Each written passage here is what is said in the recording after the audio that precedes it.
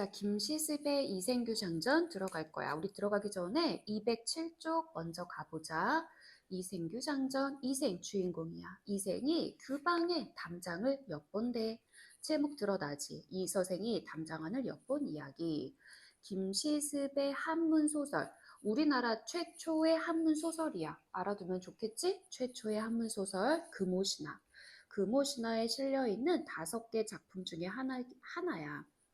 자, 이것도 경우에 따라서 암기해야 되는 학교 많아. 자, 5개 이야기가 뭐냐? 이생규장전, 만복사 저포기, 남연부주지, 용궁부연록, 치유부벽정기 5개 암기하자. 5개.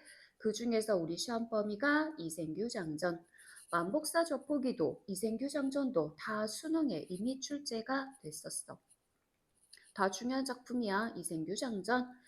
자, 이 작품에서 이생과 최여인은 자신에게 닥친 여러 가지 시련을 이겨내면서 죽음까지 초월하여 사랑을 이루고자 해.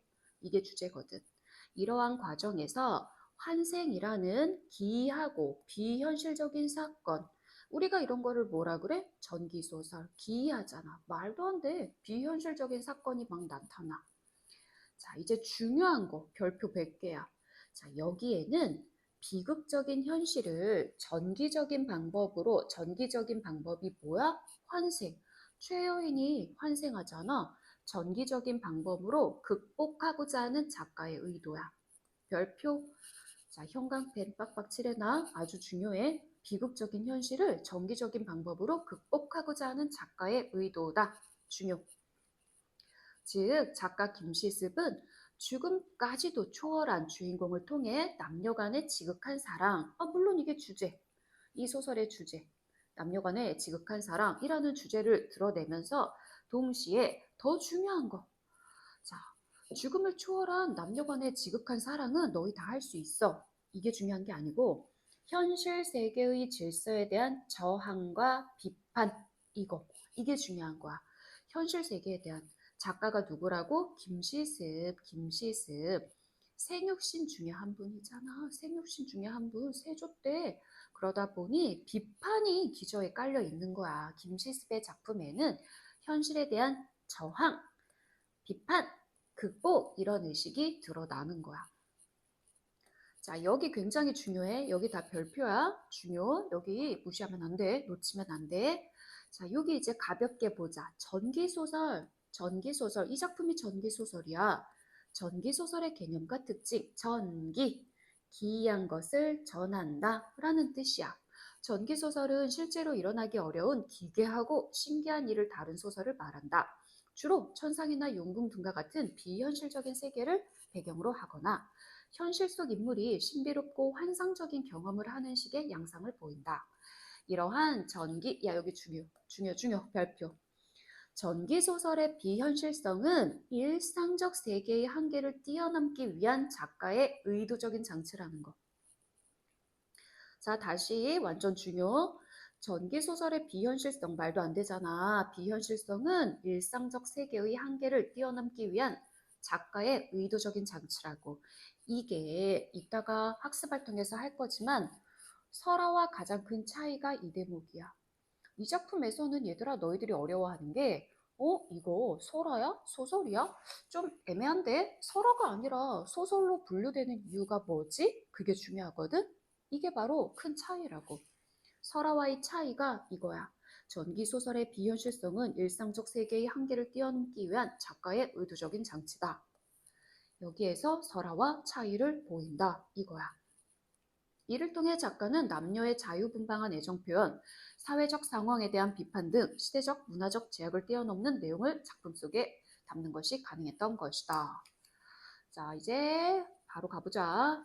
중요한 이야기 먼저 했고 본문으로 이제 바로 들어가서 자, 200쪽 앞으로 다시 가보세요. 감상 열기. 이 작품은 이서생과 최여인의 사랑을 다룬 전기소설이다. 전기소설. 전기, 판타지라고 판타지. 기이한 것을 전한다고. 전기, 기이한 것을 전해. 비현실적이라고. 자, 갈래를 봐봐. 갈래는 한문소설이야. 이런 것도 조심해야 돼. 이거 한문소설이야. 한문소설. 강조. 오해하면 안 돼. 국문소설 틀려. 한글소설 틀려. 한문소설이야. 자, 금오신화는 김시습이 쓴 금오신화는 우리나라 최초의 소설. 알겠지? 별거 아닌 것에서 틀리면 안 돼. 우리나라 최초의 한문소설이라는 거. 그 다음에 전기소설, 전기소설. 그리고 이것도 좀 알아두자. 전기, 기이한 것을 전한다 그랬잖아. 뭐가 기이한데? 뭐가 비현실적이야? 명혼. 명부에 있는 혼과 사랑을 나눠. 그래서 명혼소설이라고 말해. 명부가 뭔지 알지? 너 이 드라마 도깨비에서 많이 봤을 거야. 익숙할 거야. 명부에 있는 혼, 죽은 사람과 사랑을 나눈다고. 인귀 교환 소설. 인간이랑 느낌 오지? 인간이랑 귀신이랑 사랑을 나눠. 인귀 교환 소설. 시애 무슨 말일까? 시체랑 사랑을 나눠.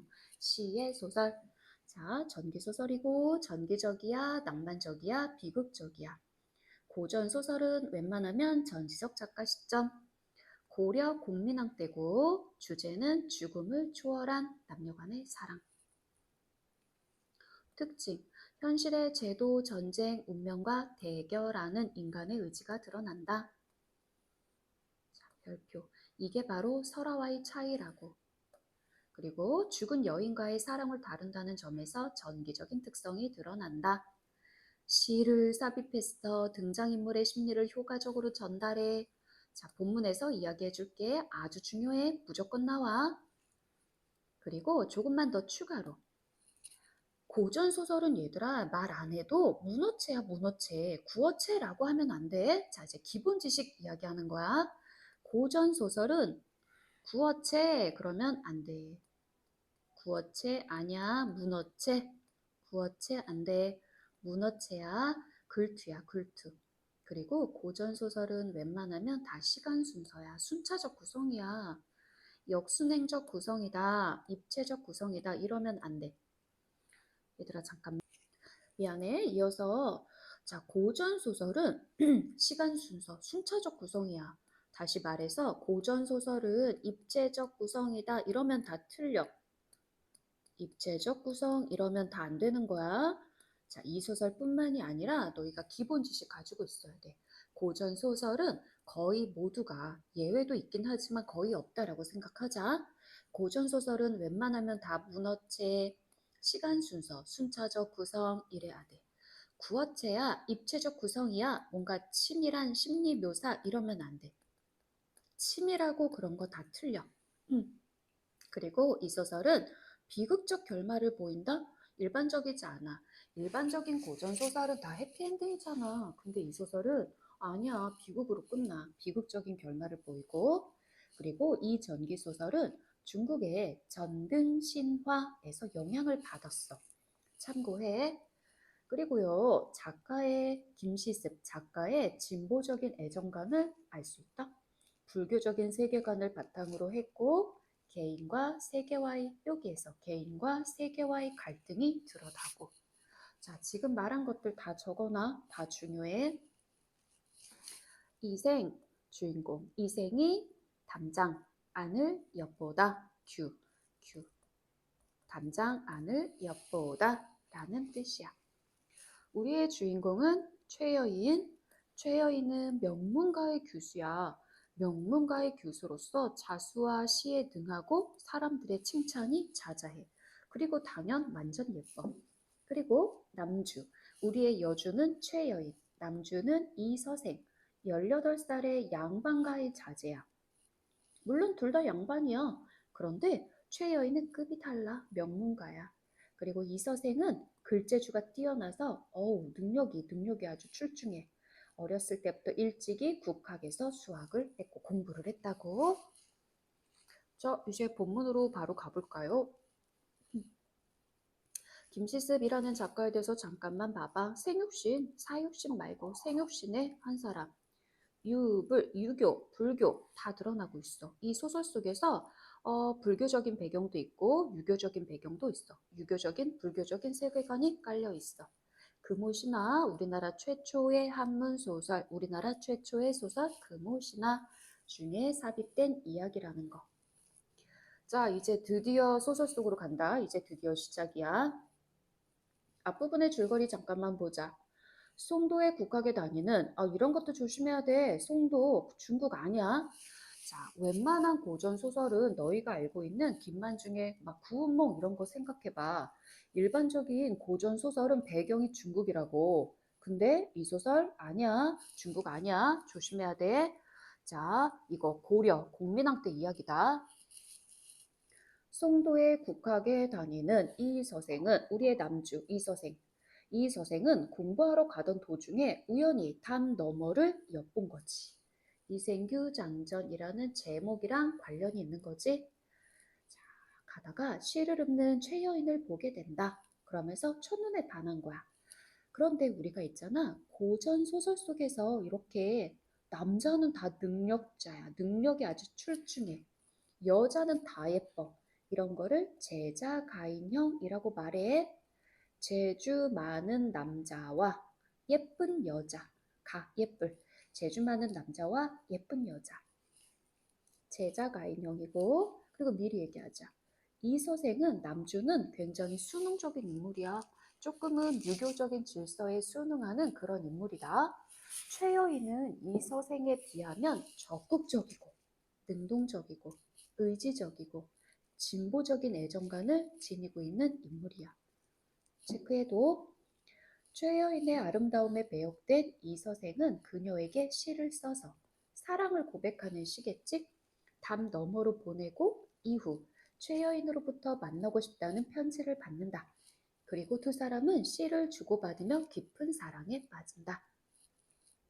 당시 가치관에 조금 대립되는 상황인 거지. 자유연애 사상이 드러나잖아. 그다음에 하지만 아들의 행동을 수상히 여긴 이 서생의 아버지는 이제 첫 번째 시련이야 그들에게 있어서. 이 서생을 지방으로 내려보내고 최여인은 상심 끝에 병이 나고 마는 거지. 상사병이 나는 거지. 이를 알게 된 최여인의 부모가 이제 도와줘. 이 서생과 최여인을 결혼시키려 하지만 이 서생의 아버지는 이 서생의 학업과 문벌의 차이로 신분차는 아니야. 둘 다 양반이야. 근데 여자 쪽이 명문가야, 명문가. 급이 좀 달라. 거의 막 재벌에 막 이런 상황이야. 그래서 거절해. 그러나 최여인 부모의 설득으로 생각을 바꾸고 결혼해. 이서생과 최여인은 결혼해서 행복한 시간을 보낸다. 그러나 신축년에 홍건적의 난이 일어나서 실제 있었던 사건이거든? 사실성을 부여하는 거야. 그렇다고 해서 역사소설 이러면 안 되는 거 알지? 양가의 부모는 물론 최여인도 죽게 되고 간신히 이서생만 살아남게 된다. 자, 이제 앞부분의 줄거리를 봤어. 미리 이야기하면 이 작품은 세 번의 만남, 세 번의 만남과 세 번의 이별이 있을 거야. 세 번의 만남과 세 번의 이별이 나올 거야. 첫 번째 만남은 쌤이 여기다가 체크해 놓은 거. 길 가다가 우연히 담 너머 엿보다가 최여인을 보게 된 거. 이게 첫 번째 만남이야. 자, 그 다음에 두 번째 만남은 결혼한 거. 우리 앞부분 줄거리는 여기까지야. 자, 첫 번째 만남은 이 서생이 공부하러 가던 도중에 여기 우연히 담 너머 엿보다가 최여인 보게 된 거. 이게 첫 번째 만남. 두 번째 만남은 결혼한 거. 여기. 결혼해서 행복한 시간 보내는 거. 그 다음에 첫 번째 이별은 이 서생의 아버지가, 남자 쪽 아버지가 지방으로 보내버렸잖아. 이 서생을 지방으로 내려보냈어. 이게 첫 번째 시련이야. 그 다음에 두 번째 시련, 이별은 홍건적의 난인 거야. 홍건적의 난으로 이별하게 됐어. 자, 우리 앞부분의 줄거리는 세 번의 만남, 세 번의 이별 중에서 이제 두 번의 만남과 두 번의 이별까지 한 거야. 자, 이제 절정 부분부터가 이제 너희 교과서에 수록된 부분이야. 절정. 한편 이 서생은 황폐한 들에 숨어서 목숨을 보존하다가 도적의 무리가 떠났다는 소식을 듣고 도적의 무리 홍건적 부모님이 살던 옛집을 찾아갔다. 그러나 집은 이미 병화에 타버리고 없었다. 다시 아내의 집에 가보니 자, 여기서 이미 체크해 놓은 거 있지? 여기서부터 여기까지 별표. 여기서부터 여기까지 별표 하나. 자, 여기. 그러나 이제 집에 가보니 다시 아내의 집에 가보니 행랑채는 쓸쓸하고 집안에는 쥐들이 우글거리고 새들만 지저귀일 뿐이었다. 지금 폐허가 된 최여인의 집을 묘사한 거야. 배경 묘사 활용해서 인물의 심리를 이서생의 이제부터 이서생을 이생이라고 할게. 이생의 심리를 드러냈어. 이생의 슬프고 참담한 심리를 보여준 거야. 뭐를 통해서? 배경 묘사를 통해서. 그는 슬픔을 견디지 못해 작은 두각에 올라가서 눈물을 거두고 길게 한숨을 쉬며 날이 저물도록 앉아서 지난날의 즐겁던 일들을 생각하니 완연히 한바탕 꿈만 같았다. 관련 한자성어 좀 외워두자. 한바탕 꿈만 같았대. 한바탕의 봄 꿈이야. 가장 기본적인 거 일장춘몽, 일장춘몽 또는 일취지몽, 노생지몽, 남가지몽, 한단지몽, 남가일몽. 설마 동상이몽 이런 거 안 되는 거 알지? 지금 체크한 것들. 한바탕 꿈만 같았다. 이 작품에서 한자성어 굉장히 많이 나올 거야. 다 적어두고 외워. 그 다음에 이제 밤중이 거의 되자. 시간 순서지? 순차적 구성이지? 아까 뭐라 그랬어? 고전 소설은 거의 다 순차적 구성이라는 거. 시간 순서라는 거. 자, 이제 밤중이 거의 되자. 여기서부터 별표 한 개. 여기까지 살짝 별표 한 개. 희미한 달빛이 들보를 비추는데 여기까지는 왜 중요? 전기성이 드러나는 대목이야 이제. 죽었던 최여인이 갑자기 막 환생을 해. 전기성이 드러나는 대목, 별표. 희미한 달빛이 뭔가 신비한 분위기를 연출하는 거잖아. 비현실적인 사건을 위한 어떤 배경 이제 조성하는 거다. 그런 신비한 분위기 이제 조성하고 있어. 낭하에서 발자국 소리가 들려. 전기성 드러나는 거지. 죽은 아내의 소리가 들려. 그 소리는 먼 데서 차차 가까이 다가왔어. 살펴보니 사랑하는 아내가 거기 있었다. 최여인의 환신이 나타난 거야. 비현실적이잖아. 귀신이 나타났다고. 전개적인 요소 드러나지. 그리고 중요한 거, 이생은 그녀가 이미 죽은 걸 알아. 이승에 없는 사람이를 알아. 죽은 사람임을 알아. 알고 있었으나 너무나 사랑하는 마음에 반가움이 앞서 의심도 하지 않고 말했다. 아, 이성적인 판단보다는 사랑이 앞서는 거지. 비극적인 결말을 예측할 수 있겠네. 자, 이 대목 전기성 드러나는 거야. 비현실적인 거. 최여인의 환생이 갖는 의미. 우리 앞서 말한 거지만 다시 한번 별표. 이생과의 사랑을 다시 성취하기 위한 작가의 의도적인 장치야. 그리고 죽음도 갈라놓을 수 없는 사랑을 통해 부당한 현실에 대한 저항 의지야. 이게 별표야. 자, 요런 거 조심해야 돼. 요런 거 조심. 그 다음에 이어서 부인은 어디로 피난하여 목숨을 보존하였소? 여인은 이생의 손을 잡고 한바탕 통곡하더니 곧 사정을 얘기했다. 그러면서 이제 최여인이 그간에 있었던 이야기를 쭉 이야기한다. 사정을. 여기 별표. 지금 여기 체크한 부분. 여기는 그간에 있었던 이야기를 요약적으로 압축적으로 제시하는 거야. 요약적 제시, 압축적 제시 들어간다. 저는 본디 양가의 딸로서 요조숙녀 관련 한자성어. 어릴 때부터 가정의 교훈을 받아 자수와 바느질에 힘썼고 시서와 예법을 배웠으므로 규중의 법도만 알았을 뿐 어찌 집 밖의 일을 알겠습니까? 그러나 난군께서 별표 붉은 살구꽃이 피어있는 담 안을 엿보게 되자 이생규장전 제목의 의미가 담긴 구절 맞지? 제목. 저는 스스로 몸을 바쳤으며 꽃 앞에서 한번 웃고 난 후 평생의 가약을 맺었대. 백년 가약, 백년 해로. 들어봤지? 해로 동혈. 한자성어. 저거나 다. 휘장 속에서 거듭 만났을 때에는 우누지정, 우누지락. 정이 100년을 넘쳤습니다. 사세가 이렇게 되자 슬픔과 부끄러움을 차마 견딜 수 없었습니다. 장차 100년을 함께하려 했는데 100년 해로 위에서 쓴 거 다시 한번 쓸 수 있어. 횡액을 만나. 횡액. 홍건적. 홍건적이 아니잖아.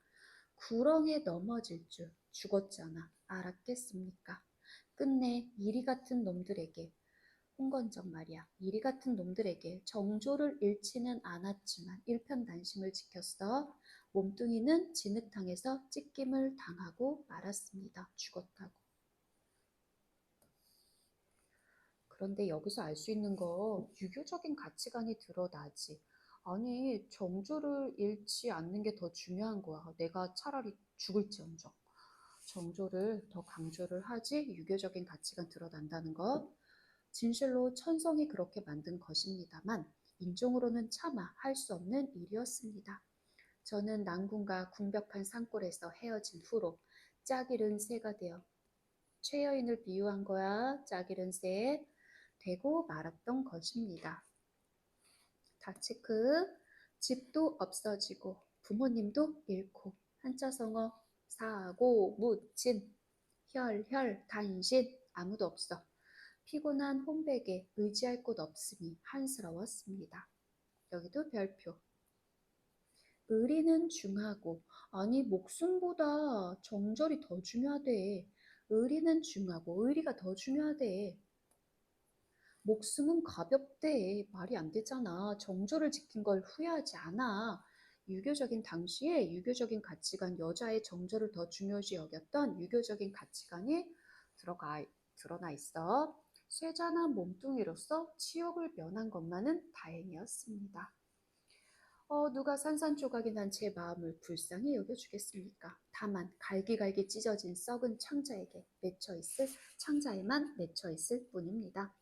한자성어 각골통한, 각골지통 다 같은 한자성어. 원한, 각골통한.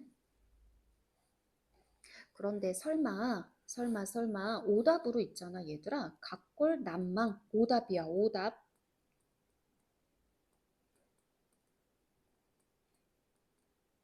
안 돼. 얘는 각골통한이랑 정반대말이야. 각골난망은 은혜야, 은혜. 근데 오답으로 은근 잘 나온다. 낚이지 말도록, 헷갈리지 말도록. 각골난망 아니야. 각골난망 안 돼. 각골통한. 해골은 들판에 던져졌고 몸뚱이는 땅에 버려지고 말았으니 생각하면 그 옛날의 즐거움은 오늘의 이 비운을 위해 마련된 것이 아니었던가 싶습니다. 흥진비례. 한자성어. 흥진비례 쓸 수 있지? 그러나 이제 봄바람이 깊은 골짜기에 불어와서 평화로운 시절이 돌아왔어. 환신이 이승에 되돌아왔습니다. 정기적인 요소 드러나고 세 번째 만남. 자, 첫 번째 만남은 이 선생이 공부하러 가던 도중에 담 넘어 엿봐서 첫눈에 반한 거. 두 번째 만남은 결혼시킨 거, 결혼해서 잘 산 거. 세 번째 만남 이제 돌아온 거야. 세 번째 만남은 최여인의 환신, 이승에 되돌아온 거. 자, 이제 세 번째 만남 이야기했다. 세 번째 만남. 난궁과 저와는 3세의 깊은 인연. 3세가 뭐야? 3세. 전세, 현세, 내세 어디에서 들어봤어? 불교. 불교의 윤회사상 드러나는 거야. 불교의 사상적 배경 바탕에 깔려 있다고 했지. 불교적인 세계관이 드러나네. 3세의 깊은 인연이 맺어져 있는 몸. 오랫동안 뵙지 못한 정을 이제 되살려서 결코 옛날의 맹세를 저버리지 않겠습니다. 난궁께서 지금도 3세의 인연을 알아주신다면 끝내 고이 모실까 합니다. 난궁께서는 허락해 주시겠습니까? 여기까지가 요약적 제시 별표. 요약적 제시, 그동안에 있었던 이야기를 쭉 읊었어. 압축적 제시, 분석적 제시 다 같은 말. 요약적 제시, 압축적 제시, 분석적 제시. 이 서생이 기쁘고 또 고마워서 그것은 본디 나의 소원이오. 이심전심. 써나 하고는 서로 즐겁게 심정을 털어놓았다. 이윽고 이야기가 가산에 미치자 여인은 말했다. 조금도 잃지 않고 어떤 산골짜기에 묻어두었습니다. 우리 두 집 부모님의 해골은 어디에 있어? 하는 수 없이 어떤 곳에 그냥 버려두었습니다. 서로 쌓였던 이야기가 끝나고 잠자리를 같이 하니 아까 말했던 우누지정, 우누지락. 자, 같이 자는 거야. 우누지정, 지극한 즐거움은 옛날과 같았다. 이튿날 마찬가지지? 시간 순서, 순차적 구성. 이튿날 여인은 이생과 함께 가서 매장한 곳을 찾으니 거기에는 금은 몇 덩어리와 재물이 약간 있었다. 그들은 두 집 부모의 해고를 거두고 금은과 재물을 팔아서 각각 오간산 기슭에 합장하고 나무를 세우고 제사를 지내 모든 예절을 마쳤다. 부모에 대한 정성, 효심 드러나네요. 유교적인 세계관 드러나죠. 아까는 불교적인 세계관 드러났고 지금은 유교적인 세계관. 그 후 이생은 벼슬을 구하지 않고 아내와 함께 살게 되니 이야기했지. 사랑의 가치를 굉장히 중요시 부귀공명 벼슬? 이생은 벼슬보다는 사랑이야. 이생은 벼슬보다는 사랑을 선택했어. 피난 갔던 노복들도 찾아왔다. 이 서생은 이로부터 인간의 모든 일을 완전히 잊고서 친척과 손님의 기륭사에도 문을 닫고 나가지 않았대. 두음은 불출. 늘 아내와 함께 식구를 지어 주고받으며 즐거이 세월을 보냈다. 부부간의 금실이 좋네요. 금실지락. 여기도 요약적 제시. 이제 결말이야. 어느덧 몇 해가 지난 어느 날 저녁에 여인은 이렇게 말했어. 3번이나 가약을 맺었습니다만, 그치? 3번의 만남 이야기했지? 처음 만나서 인연 맺은 거, 결혼한 거, 환생해서 다시 만난 거. 3개. 세상 일이 뜻대로 되지 않았으므로 즐거움도 다하기 전에 슬픈 이별이. 여기는 좀 별표해 볼까? 색깔 별표. 잠시만. 즐거움도 다하기 전에 슬픈 이별이 갑자기 닥쳐왔습니다. 일단 호사다마, 흥진비례 한자성어 써놔. 자, 슬픈 이별이라는 건 이제 마지막 이별, 완전한 이별을 의미하겠네. 완전한 이별. 이제 다시 만날 수 없어. 완전한 이별이야. 지금 2번의 이별까지 나왔었잖아. 3번의 만남과 2번의 이별까지 나왔어. 이제 3번의 마지막 이별이 나올 것 같아. 하고는 마침내 목매어 울었다. 무슨 까닭으로 그런 말씀을 하시오? 여인은 대답했다. 저승길은 피할 수가 없습니다. 3번째 이별이 나오겠네. 하느님께서 저와 난군의 연분이 끊어지지 않았고 또 전생에 아무런 죄악도 없으므로 최 여인이 환생할 수 있었던 이유가 이거였네. 이 몸을 환생시켜서 잠시 난군을 베어 시름을 풀게 했던 것입니다. 그러나 오랫동안 인간 세상에 머물러 있으면서 산 사람을, 이생 말이야, 남편 말이야, 유혹할 수는 없습니다. 남편을 위한 희생, 이타적인 태도 드러난다. 여기도 옆에 최 여인이 말한 3번의 가약은 무엇을 의미하는가? 첫 번째, 이생과 최 여인이 담장 넘어 사랑을 약속한 거. 두 번째, 부모의 반대를 뛰어넘어 결혼한 거. 세 번째, 삶과 죽음의 경계를 초월해서 만난 거. 자, 여기 다시 한번 이생과 최 여인의 사랑이 이루어질 수 없는 이유가 바로 뭐라고? 이승과 저승의 경계가 뚜렷하다 라는 거. 여기 별표에나 오랫동안 인간 세상에 머물러 있을 수 없어. 이승과 저승의 경계가 뚜렷해. 별표.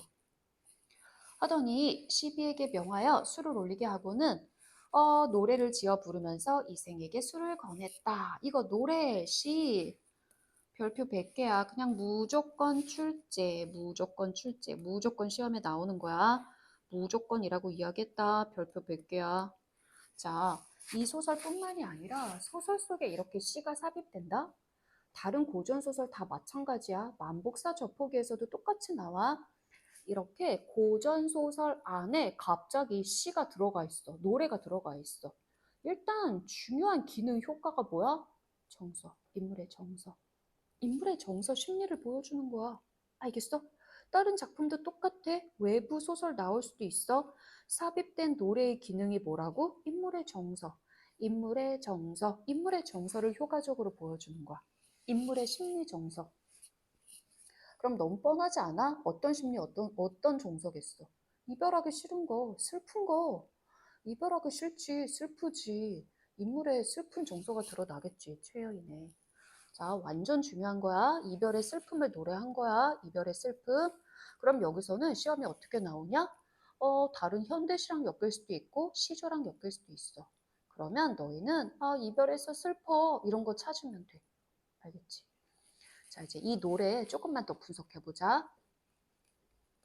이 노래는 그냥 무조건 이 노래의 기능은 여기 있다, 여기 있다.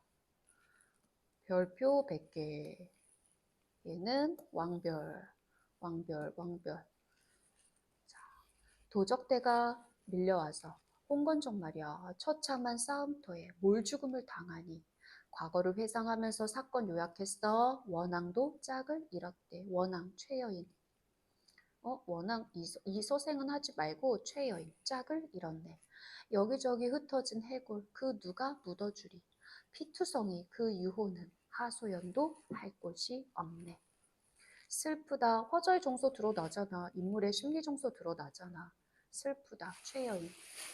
슬프다. 이내 몸은 무산선녀 될 수 없고. 무산선녀가 누군데요? 여기 옆에 참고해. 고사 인용했어. 무산선녀 될 수 없다는 건 최여인은 그의 곁에 영원히 존재할 수 없다고. 이제 아까 그랬잖아. 아까 여기서 이승과 저승의 세계는 경계가 뚜렷대. 재회에 대한 믿음, 확신 이런 거 나오면 안 돼. 그것도 조심해야 되겠다. 재회를 확신한다거나 이런 거 안 되는 거야.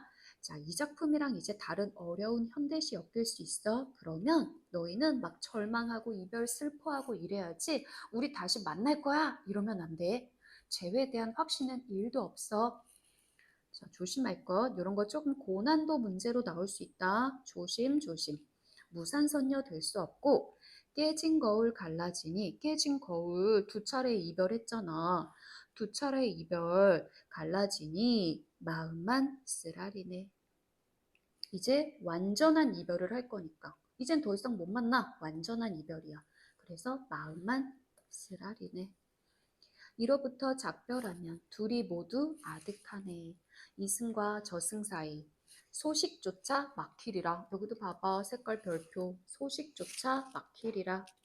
재회에 대한 확신 이런 거 안 되는 거야. 절망감, 이별의 슬픔, 이승과 저승의 거리감. 알겠지? 소식조차 막혀 거리감이 드러나는 거야. 뭔가 삶과 죽음은 하나야. 이승과 저승은 하나야. 우리 다시 만날 거야. 이러면 절대 안 돼. 절대 안 돼. 절대. 조심. 자, 삽입된 노래의 기능. 조금 이 작품은 이 자습서는 딱 분류를 했네. 정서적 기능과 서사적 기능으로 나눴어. 정서적 기능은 일단 인물의 정서, 이게 일바야, 일바. 인물의 정서를 보여주는 거다. 이런 모든 이 작품뿐만이 아니라 인물의 심리 상황에 대한 정서적 여운 같은 말인데 상황을 함축적으로 시니까 낭만적 분위기를 형성하고 오해하지 마. 이거 슬픈데 뭐가 낭만적이에요? 그게 아니라 이렇게 시, 노래 자체가 낭만적 분위기를 형성한다고. 이 내용이 그렇다는 게 아니라. 그 다음에 이전에 일어난 사건을 압축적으로 보여줘. 서사적 기능이야. 그리고 앞으로 어떻게 전개될 것인지 암시해주고. 그리고 이거 산문이잖아. 산문 속에 이렇게 운문이, 산문 속에 운문이 삽입되면은 단조로움에서 탈피할 수 있는 거잖아. 자, 분위기 형성하고, 글의 단조로움, 탈피하고, 서정적이고, 낭만적이고, 주제를 부각시키고. 여기도 볼까? 작품에 나타난 작가의 생사관. 중요하다. 이승과 저승의 질서에 따라서 이생과 최여인이 다시 이별할 수밖에 없는 상황을 설정하고 있다. 이를 통해 죽은 사람의 영혼은 이승에 잠시 머물 수는 있지만 결국은 저승으로 가야 한다는 작가의 생사관. 자, 결국은 저승으로 가야 한다는 거야. 다시 돌아올 수 없어. 이게 작가의 생사관이야. 이어서 노래를 한 곡 부를 때마다 눈물에 목이 메어 거의 곡조를 이루지 못했다. 이 서생도 또한 슬픔을 걷잡지 못했다. 이 서생, 나도 차라리 부인과 함께 황천으로 갔으면 하오. 시대적인 가치의 변화가 드러나지. 자, 사랑, 부인을 선택해. 어찌 무료히 홀로 여생을 보내겠소. 지난번에 난리를 겪고 홍건적에 침입. 친척과 노복들이 각각 서로 흩어지고 풍비박산. 풍지박산 아니야. 풍비야. 돌아가신 부모님의 해골이 들판에 버려져 있을 때 부인이 아니었더라면 누가 능히 장사를 지내주었겠소. 고마운 거지. 옛사람의 말씀에 부모님이 살아계실 때는 예절로서 섬기고 돌아가신 후에도 예절로서 장사 지내야 한다 했는데 이런 일을 모두 부인이 실천했어. 그러면서 부인의 덕을 칭송하고 있어. 그것은 부인이 천성이 순요하고 인정이 두터워 인물의 성격을 직접 제시했고 감격해 마지 않았으며 스스로 부끄러움을 이기지 못하였소.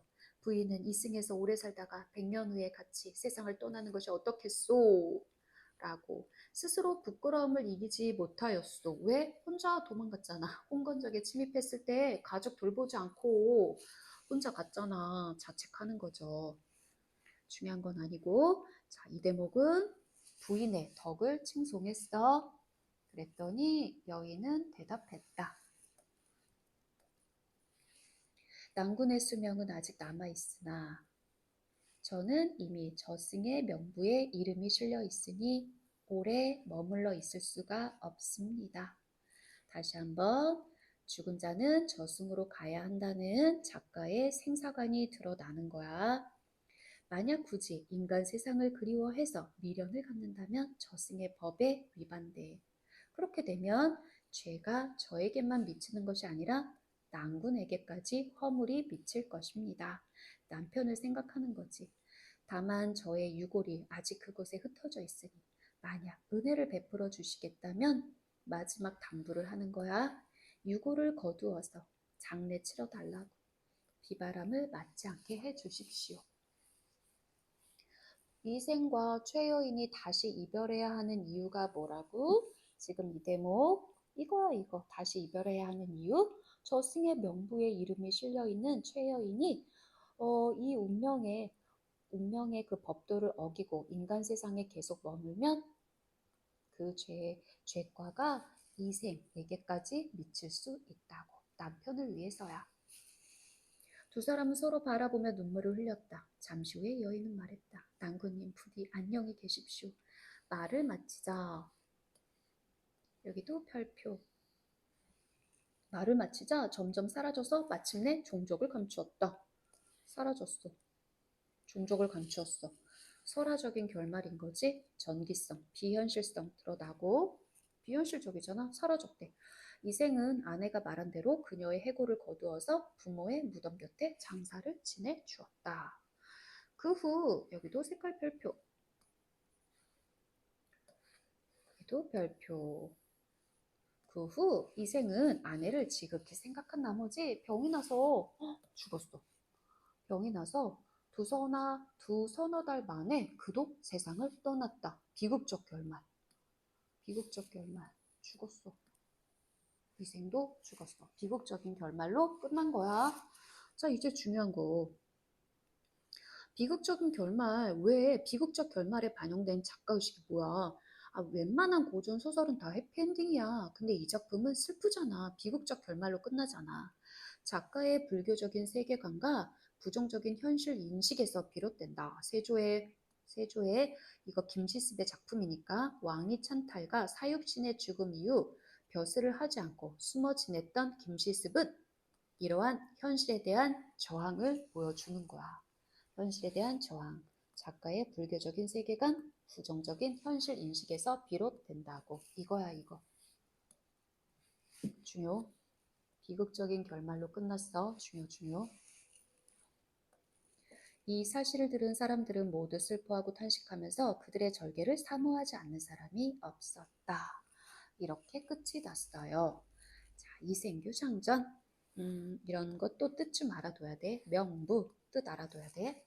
자, 잠깐만 있다가 우리 학습 활동으로 넘어가자. 잠시만. 자, 학습 활동 이어서 1번에서 이 작품을 감상하고 작품의 주요 사건 관련해서 등장인물의 특징 파악해보자 그랬어. 첫 번째 시련, 세 번의 시련 있다 그랬지? 세 번의 시련. 첫 번째 시련은 이생의 부모가 집안의 문벌 차이를 이유로 반대했어. 이생이 지방으로 가게 되어 최여인과 이별한 거지. 아빠 말을 잘 들었어. 두 번째 시련은 홍군족의 침입으로 온 가족이 흩어지게 됐어.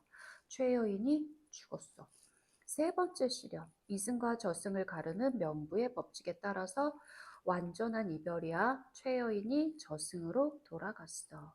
이생과 최여인이 이별하게 되고 이생 역시 죽음을 맞이하는 것. 자, 이생의 특징 우리 아까 이야기했었지? 이생은 유교적인 질서에 순응해 그리고 최여인과의 혼인을 반대하는 부모의 뜻에 따라서 지방으로 내려가는 모습을 보여. 죽음은 최여인에 비하면 소극적이야. 순응적이야. 최여인의 혼백과 사랑을 나누고 이별한 후에는 병을 얻어 세상을 떠날 정도로 그녀를 사랑하는 그런 인물인 거고. 유교적인 질서에 순응하고. 최여인은 어때? 반면에 최여인은 이생과의 사랑을 이루기 위해서 능동적이야. 적극적으로 부모님께 알리거든. 그리고 절개를 지키려고 목숨을 아끼지 않는 의지적인 인물이야. 의지적이야. 이생을 위해서 저승으로 돌아갈 정도로 그를 사랑하고. 기억하세요. 이생과 최여인의 특징. 그 다음에 완전 중요. 최여인의 노래를 삽입한 이유. 이 작품에 삽입된 노래는 최여인이 경험한 이전의 사건과 그녀의 처지를 압축적으로 제시한다. 떠나야만 하는 슬픔을 더욱 절실하게 표현. 이 노래는 함축적인 표현으로 등장인물의 심리를 효과적으로 전달한다. 작품의 낭만적인 분위기를 형성한다. 서사적인 사건 전개의 단조로움을 탈피하는 기능을 하는 거지. 작가는 이와 같은 효과를 얻기 위해서 삽입했다. 별표. 이 작품에 나타난 전개적인 요소를 찾아보고 활용한 이유에 대해서 알아보자. 죽은 최여인이 환신으로 나타나서 사랑을 나누는 거 전개적이지. 그러면 이렇게 이러한 전개적인 요소를 활용한 이유가 뭐야? 인물이 비현실적인 경험을 하게 됨으로써 일단은 재밌잖아. 흥미를 높이는 거고 주제를 더욱더 효과적으로 표현하고 중요한 거 이거야.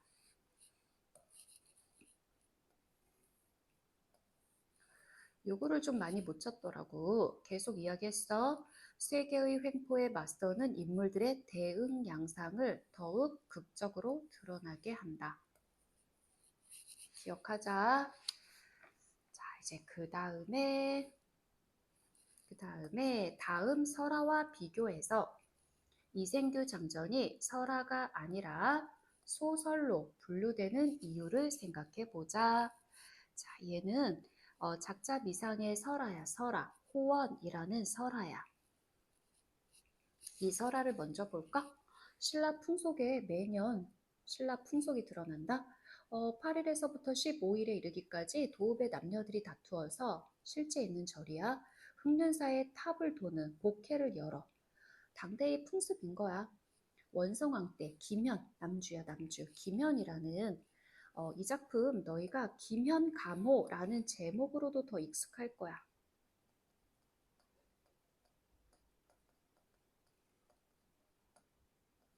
김현이 호랑이를 감동시켜 김현감호. 얘가 주인공이야. 김현이라는 낭군이 있었는데 밤 늦게까지 혼자 쉬지 않고 돌았어. 정성을 다했어. 탑을 돌면서 정성을 들였고 소원을 열심히 빌었어. 한 여자도 여주인공인데 얘는 호랑이야, 호랑이. 한 여자도 따라서 돌고 있었는데 현이 드디어 정을 통하여 그 여자를 따라갔다. 여자가 말하기를 제가 내일 성내에 들어가서 해로운 일을 좀 앞에 많이 생략이 됐어. 해로운 일을 하면 곧 왕은 반드시 좋은 벼슬을 걸고 사람들을 모아서 나를 잡으려고 할 것입니다. 당신은 겁내지 말고 북쪽의 숲속으로 나를 쫓아오십시오. 제가 기다리고 있겠습니다. 다만 저를 위해서 절을 지어서 그래서 설화 중에서도 사원 연기 설화거든. 사원철. 아, 절에 이렇게 해가지고 사원이 건립됐구나. 절이 건립됐구나. 라는 사원 건립을 보여주는 그런 설화야. 사원의 건립 매력을 보여주는 사원 연기 설화야. 절을 지어서 좋은 업보를 얻게 해주신다면 낭군의 은혜로 알겠습니다. 라고 부탁을 했어. 하고 드디어 서로 울면서 헤어졌다. 다음날 과연 사나운 호랑이가 그 여인인 거야. 성에 들어왔는데 전기성 이 소설이란다. 이 설화도 기이하지 당할 사람이 없었다. 능히 호랑이를 잡는 사람에게는 2급의 벼슬을 주겠다. 라고 했더니 김연이 제가 할 수 있습니다. 하고 단검을 들고 북쪽의 숲으로 들어갔다. 그때 호랑이가 여자로 변해서 웃으면서 말한 거야.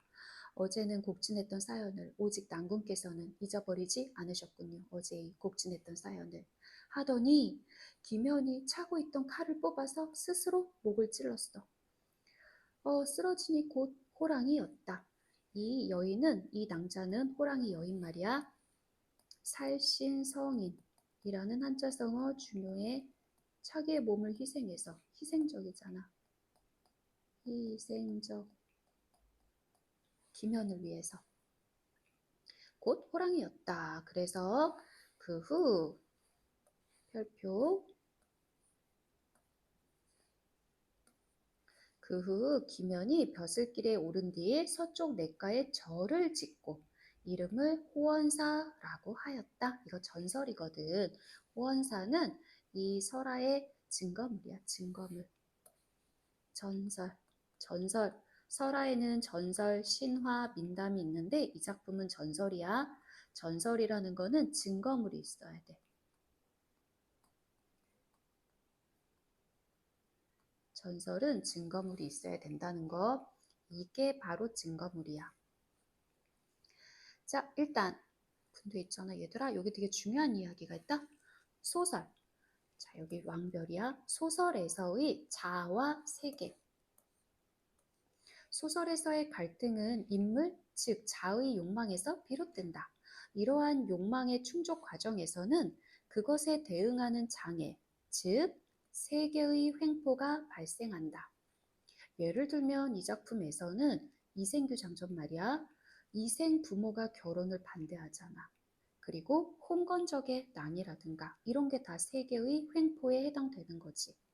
소설은 이와 같은 자아와 세계의 치열한 갈등을 다루며 그 과정에서 삶의 진실을 그려낸다. 자, 완전 중요해. 완전 중요. 소설에서는 자아와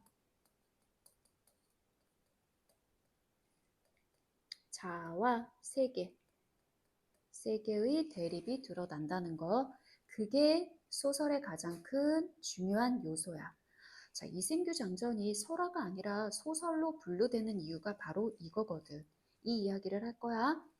두 작품은 모두 일상적인 세계를 초월한 남녀의 지극한 사랑을 다루고 있어. 정기적이잖아. 정기성. 정기적인 사건 전개 양상이 드러나잖아. 이게 공통점이야. 근데 호원과 달리 이생규 장전에서는 얘는 소설이야. 소설, 설화가 아니고 그 이유가 뭐다? 인물들의 심리가 아주 구체적으로 그려져. 인물들이 시련을 극복하기 위해서 노력해. 이게 소설이야. 자아와 세계와의 갈등이라는 특징을 가지고 있어. 자, 다시 이생규 장전이 설화가 아니고 소설로 분류되는 이유는 일단 인물의 심리가 구체적이야. 그리고 개인의 창작물이야. 설화는 다 입에서 입으로 전해지는 거잖아. 근데 이 작품은 김시습이라는 개인의 창작물이야. 그건 다시 말해서 작가의 인생관이 투영되어 있다고. 그리고 인물과 자, 인물과 세계의 대립이 갈등이 드러난다는 거.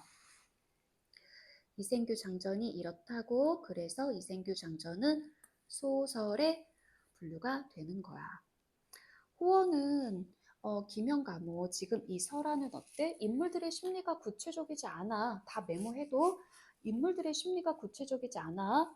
그리고 물론 이 작품 비현실적이고 헌신적인 사랑 드러나고 사찰의 유래, 그 사원 연기 설화인 거 알 수 있고 변신형 설화 모티프 드러나고 그치? 호랑이를 의인화했고 근데 인물들의 심리는 구체적이지 않다는 거 이것만 기억하자.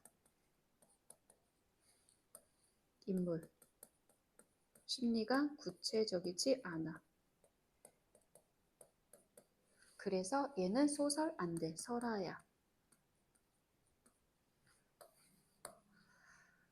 자, 그러면 우리 이제 여기까지 4번까지 감상 다지기는 필요 없고 그러면 이제 우리 이생규장전을 이렇게 마무리할 수 있겠다. 자, 이제 요거 들어가는 학교는 호언까지 들어가는 학교는 이 파트가 되게 중요해. 요 페이지가 여기 206쪽 완전 중요해. 자, 이제 마무리할게. 여기서 끝.